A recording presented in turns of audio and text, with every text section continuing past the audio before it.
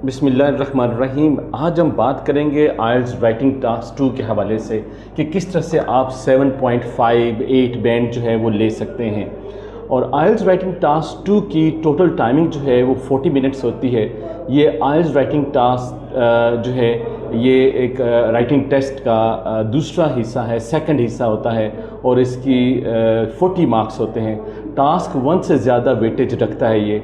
आइल्स writing task 1 के 3 और writing task 2 के 6 बैंड्स होते हैं।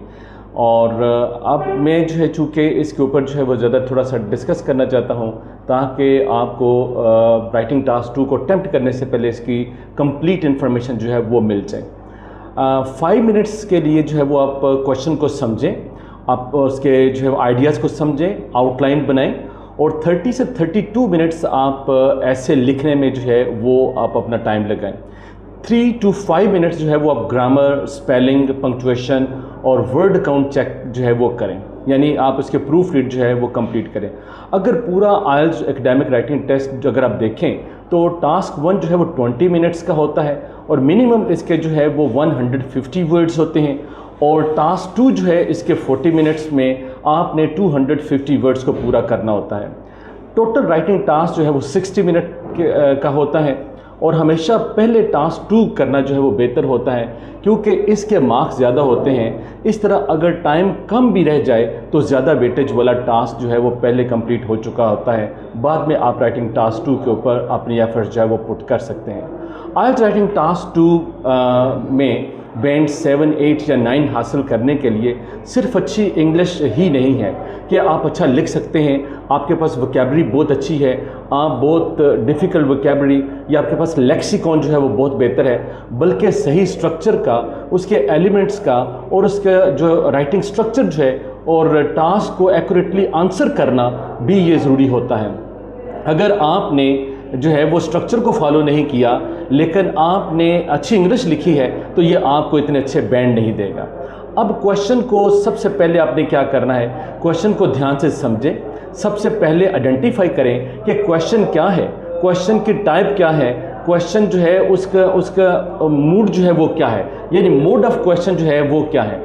क्या वो एग्री डिसएग्री से रिलेटेड है, वो जो है उसके अंदर कोई दोनों व्यूज़ को डिस्कस करना के लिए दिया गया है, एडवांटेजेस या डिसएडवांटेजेस के ऊपर बात हुई है, प्रॉब्लम या सॉल्यूशन के ऊपर टॉपिक दिया गया है या डबल क्वेश्चन दिया गया है। अगर क्वेश्चन का हर हिस्सा आंसर नहीं किया तो टास्क रिस्पॉन्स की बैंड स्कोर कम हो सकते हैं। आपने सबसे पहले कोशिश करनी है कि आपका जो क्वेश्चन दिया गया है आपने उसको रिस्पॉन्ड करना है। अब ऐसे का स्ट्रक्चर क्या है, सबसे पहले इंट्रोडक्शन होता है, क्वेश्चन को अपने वर्ड्स में रीफ्रेज करें, उसको पैराफ्रेज करें, अपनी पोजीशन यानी थीसिस स्टेटमेंट जो है वो क्लियर करें, यानी जो मेन आइडिया है, मेन थीसिस स्टेटमेंट है, जो मेन पॉइंट ऑफ व्यू है, आप उसको रीफ्रेज करें। फिर बॉडी पैराग्राफ 1 की तरफ आएँ जिसे BP1 कहते हैं। पहले मेन आइडिया जो है वो आप लिखें, उसको एक्सप्लेन करें और उसके साथ रेलिवेंट एग्जाम्पल दें। फिर BP2 यानी बॉडी पैराग्राफ 2 की तरफ आएँ और उसमें दूसरा मेन आइडिया आप रखें, उसको एक्सप्लेन करें और फिर आप उसमें जो है वो एग्जाम्पल उसके दें। एंड पे आप कंक्लूजन जो है वो आप लिखें। अपनी ओपिनियन या मेन पॉइंट्स को समराइज़ करें, कोई नया आइडिया इंट्रोड्यूस ना करें। ऐसा अपनी तरफ से कोई इन्फॉर्मेशन, कोई पॉइंट ऑफ व्यू, कोई आइडिया, कोई भी इंफॉर्मेशन जो है उसके अंदर इंक्लूड आप नहीं करें।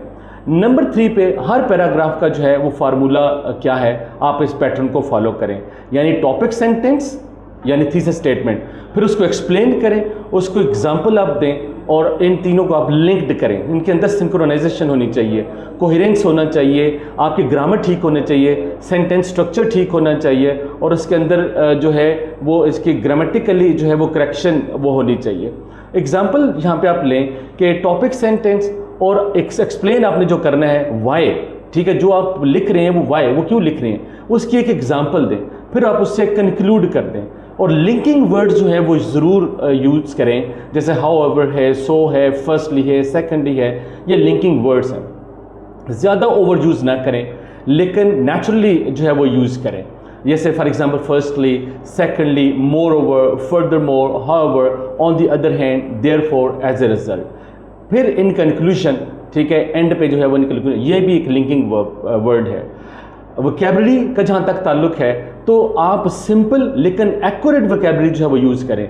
अगर आप डिफ़िकल्ट वोकैबुलरी यूज़ करते हैं लेकिन उसमें आपकी गलती हो जाती है, आपको स्पेलिंग्स याद नहीं रहते, तो आपके लिए ये प्रॉब्लम क्रिएट करेंगे। सिंपल लेकिन एक्यूरेट वोकैबुलरी का यूज़ होना लाजमी है। फॉर एग्जांपल, आप गुड की बजाय जो है बेनिफिशियल यूज़ कर सकते हैं, बैड की बजाय हार्मफुल, बिग की बजाय सिग्निफिकेंट और इम्पॉर्टेंट की बजाय एसेंशियल या क्रूशियल।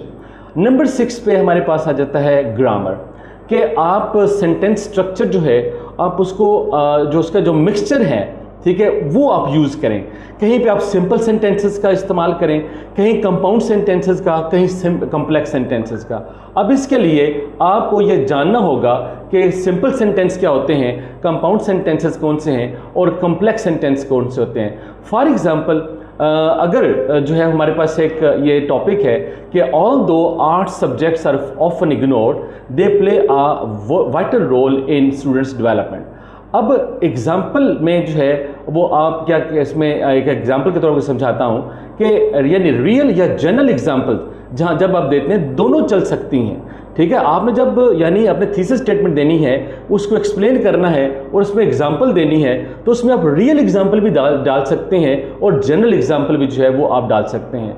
कि for instance, students who participate in drama activities often become more confident speakers, ठीक है। ये एक जनरल एग्जाम्पल आप दे सकते हैं।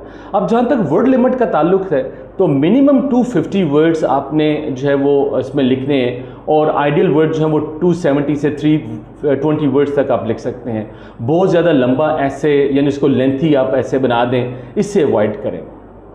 फिर अब अगर हम पॉइंट 9 पे टाइम मैनेजमेंट की बात करते हैं, तो आपने प्लान कैसे करना है। प्लानिंग आपने जो है वो 5 मिनट्स में आपने ऐसे कैसे लिखना है, उसका स्ट्रक्चर कैसे बनाना है, क्या क्या आपने किस पैराग्राफ के अंदर BP1 में आपने क्या डालना है, BP2 के अंदर क्या डालना है, आपने कंक्लूड कैसे करना है, ये 5 मिनट्स के अंदर आप प्लान करें। फिर आप इसकी राइटिंग जो है वो 30 से 32 मिनट्स तक इसकी राइटिंग आप करें। फिर चेकिंग जो है वो आप 3 to 5 मिनट्स में जो है वो आप इसको जो है वो चेक करें। और फिर कॉमन मिस्टेक्स जो हैं वो आप चेक करें कि कहीं कॉमन यानी प्रूफ रीड करें कि कहीं आपकी कॉमन मिस्टेक्स जो हैं कोई ऐसे मिस्टेक्स तो नहीं रह गई, कहीं सेंटेंस स्ट्रक्चर जो है वो नहीं रह गया। ये आप कंप्यूटर बेस्ड जब ये टेस्ट आप देते हैं तो फिर आपके लिए थोड़ा इजी हो जाता है कि अगर कहीं कोई ऐसा लूप होल है, कहीं ऐसी प्रॉब्लम है, तो आप उसको बेहतर जो है वो कर सकें।